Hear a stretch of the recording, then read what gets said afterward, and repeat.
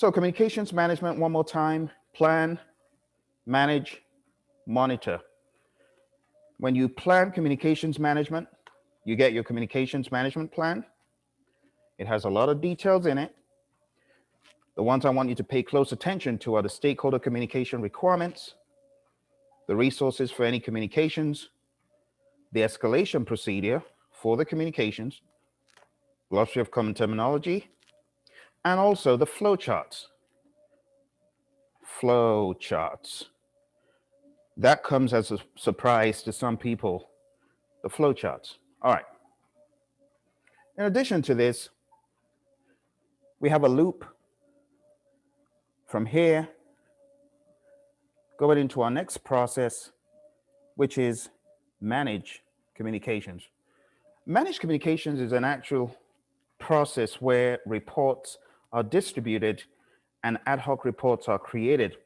Now, a lot of times you read monitor and control project work and you tend to think every report is created there, but that's not the case, because sometimes we need to customize our reports. And this process right here, managed communications, this is where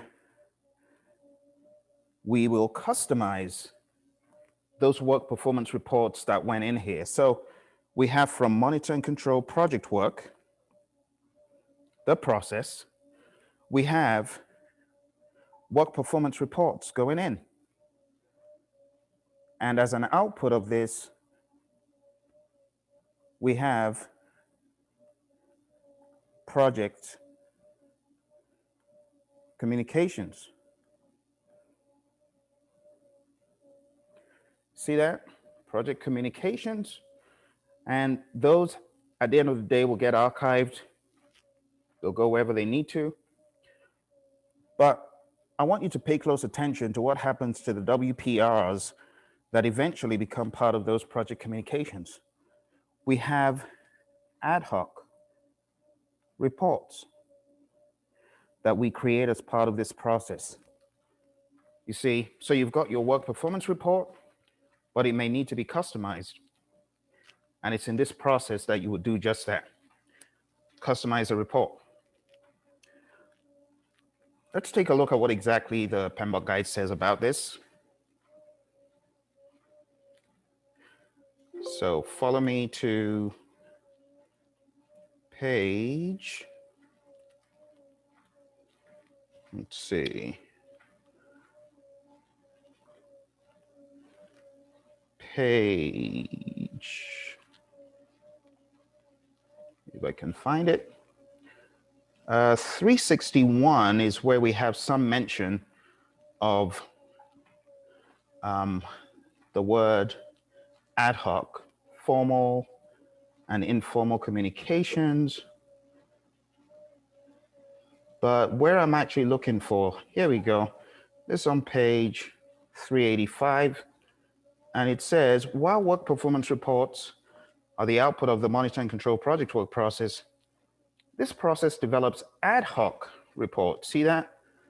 Project presentations, blogs, and other types of communication about the project.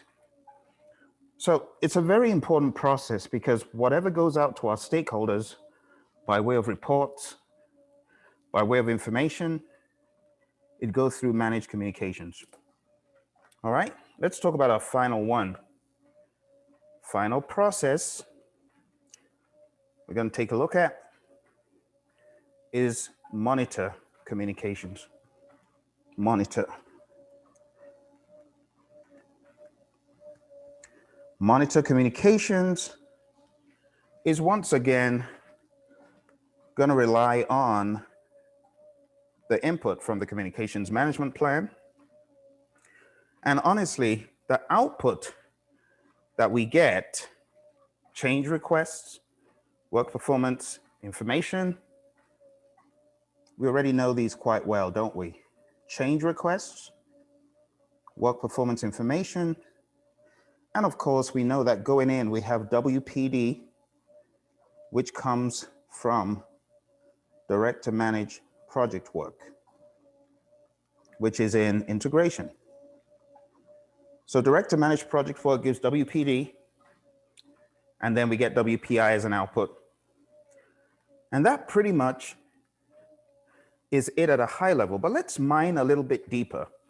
Because when we talk about plan communications management, beyond just getting your communications management plan, there's some other things that make plan communications management, I would say, in my opinion, an even more important process than any other one in communications.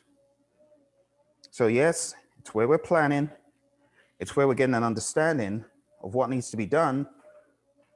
But beyond that, there are a lot of tools and techniques, so many itty bitty tools and techniques in this process. And they all start with the word C. C for communications. So we have communications requirements analysis. We have communication methods. We have communication styles assessment. Quite a lot of things. So let's put them down one by one. Going back to 10.1. Here we go. So the first one that people often hear about is the n times n minus 1 divided by 2 for communications requirements analysis. That is one of the tools and techniques of plan communications management. The next one I would like to call your attention to is communication methods. And in communication methods,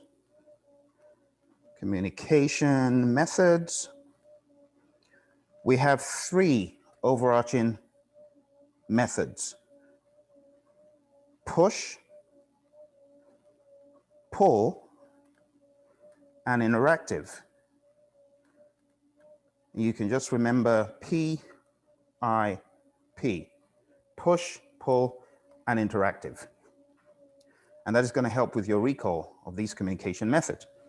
Push is when you send it out like email or letter.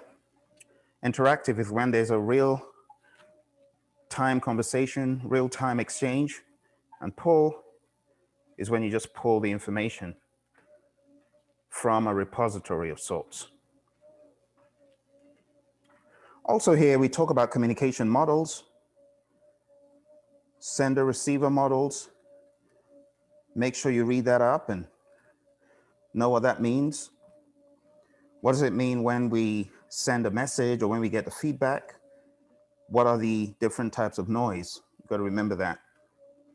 And then when we talk about communication styles assessment, certain stakeholders need certain types of communication. We need to keep these stakeholders in mind when we're planning how to communicate. In fact, the PMP guide says, used to identify the preferred communication method, format, and content for planned activities. And it says, often used with stakeholders in your stakeholder engagement assessment matrix that fall into this category right here.